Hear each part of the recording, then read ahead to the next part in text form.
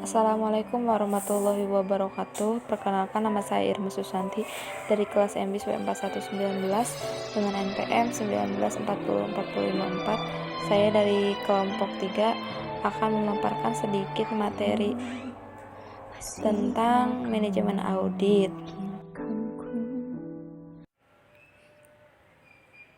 Di sini saya akan menjelaskan manajemen audit. Audit manajemen didefinisikan sebagai suatu penilaian sistem atau audit untuk mengetahui apakah sistem tersebut beroperasi secara efektif dan untuk perkirakan risiko yang mungkin timbul jika sistem tersebut tidak beroperasi dengan efisien.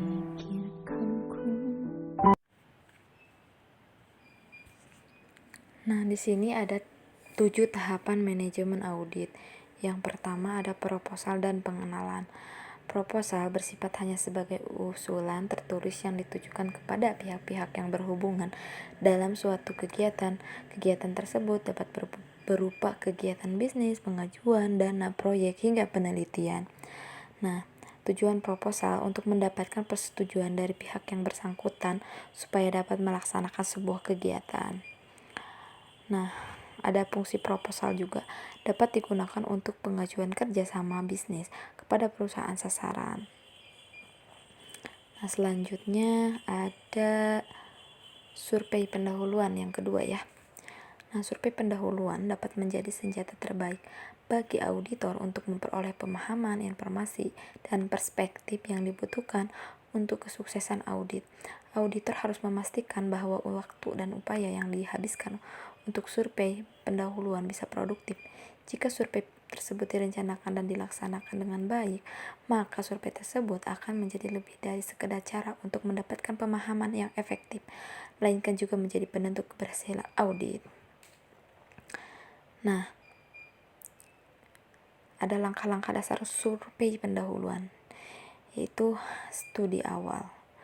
Yang kedua, pertemuan, pengamatan, pembuatan bagian alir, obtaining information, dan yang ketujuh, anggaran survei. Lalu di sini ada yang ketiga, pendahuluan.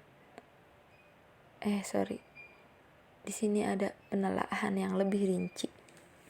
Ada 4 jenis penelaahan laporan audit yang dapat dilakukan. Tiap penelaahan memiliki tujuan spesifik dan karakter uniknya masing-masing ya.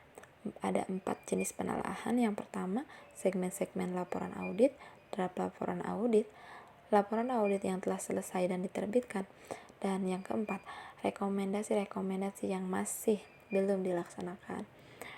Kemudian yang keempat itu ada detail pengujian ya. Terdapat 2 jenis pengujian audit, yaitu yang pertama pengujian pengendalian, yaitu pengujian yang dilakukan untuk menilai efektivitas dari pengendalian intern yang dimiliki oleh perusahaan klien.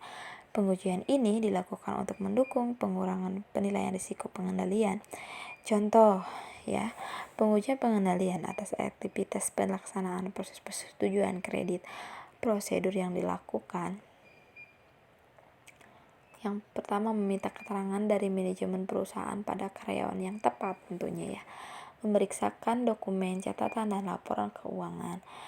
Lalu mengamati aktivitas yang berkaitan dengan pengendalian. Nah, yang kedua itu ada pengujian substantif.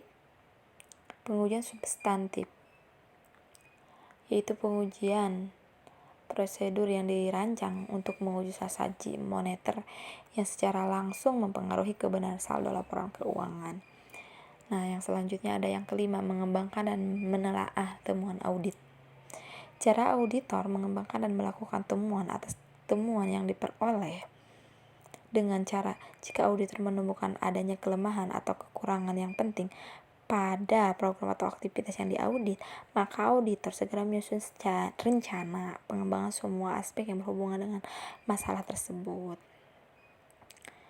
Nah, yang keenam ada pelaporan ya.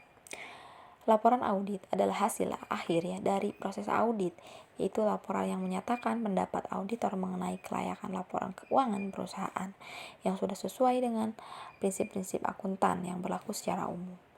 Nah, tahapan dalam membuat laporan audit yaitu meminta dokumen keuangan, mempersiapkan rencana audit, menjadwalkan rapat terbuka, melakukan kerja lapangan di lokasi, menyusun laporan, menyiapkan pertemuan penutupan, unqualified definition wajar tanpa pengecualian ya.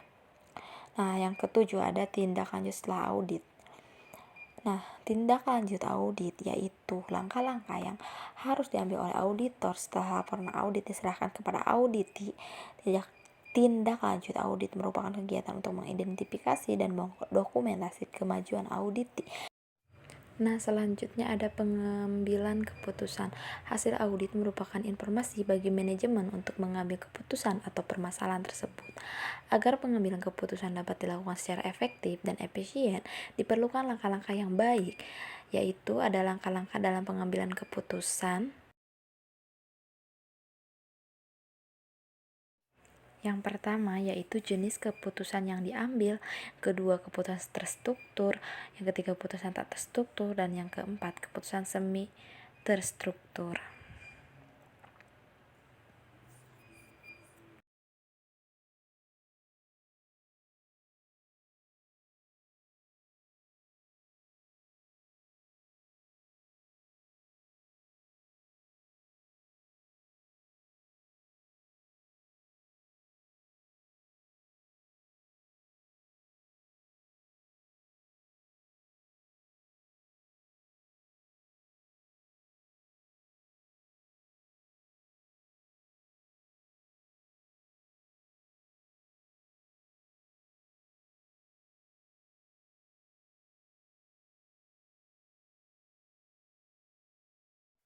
Nah, pengambilan keputusan.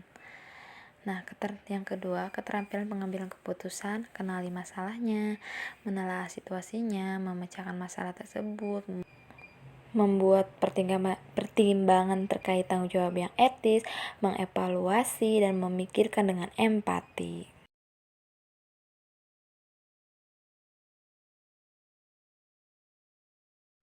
Nah, selanjutnya ada pengendalian risiko. Pengendalian risiko adalah kegiatan yang membahas tentang bagaimana suatu organisasi menerapkan ukuran dalam memetakan berbagai permasalahan yang ada dengan menempatkan berbagai pendekatan manajemen secara komprehensif dan sistematis, atau lebih singkatnya adalah suatu tindakan untuk menyelamatkan perusahaan dari kerugian. Nah, lalu ada tujuan pengendalian risiko. Perusahaan memiliki ukuran kuat sebagai pijakan dalam mengambil setiap keputusan, sehingga para manajer menjadi lebih berhati-hati dan selalu menempatkan ukuran-ukuran dalam berbagai keputusan. Nah, mampu juga memberi arah bagi suatu perusahaan dalam melihat pengaruh-pengaruh yang mungkin timbul baik secara jangka pendek dan jangka panjang. Nah, mendorong para manajer dalam mengambil keputusan untuk selalu menghindari dari pengaruh terjadinya kerugian, khususnya kerugian dari segi finansial ya. Memungkinkan perusahaan memperoleh risiko kerugian yang minimum. Nah, di sini juga ada gugus kendali mutu ya. Gugus kendali mutu atau Quality Control Circle adalah suatu aktivitas yang mana terdapat sekelompok karyawan yang saling bekerja sama dalam melakukan pertemuan secara berkala dalam upaya mengendalikan kualitas dengan cara melakukan identifikasi, analisis, dan berbagai tindakan guna menyelesaikan masalah yang dihadapi di dalam pekerjaan dengan menggunakan berbagai alat pengendali mutu.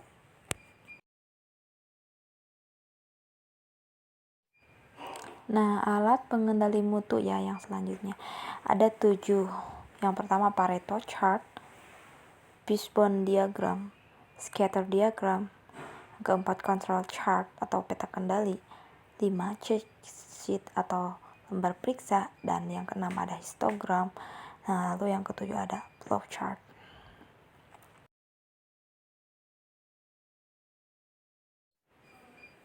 Nah, ada yang selanjutnya tahapan pemecahan masalah dalam gugus kendali mutu atau GKM. Nah, yang pertama menghimpun masalah yang berhubungan dengan pekerjaan, yang kedua memilih dan menetapkan prioritas masalah yang hendak diselesaikan, yang ketiga menetapkan target untuk masalah yang akan diselesaikan, yang keempat menyusun rencana kegiatan, yang kelima merekomendasikan solusi, dan yang keenam melaksanakan dan menerapkan tindakan pemecahan masalah, yang ketujuh memantau dan mengevaluasi pelaksanaan, lalu yang terakhir melakukan standarisasi ya.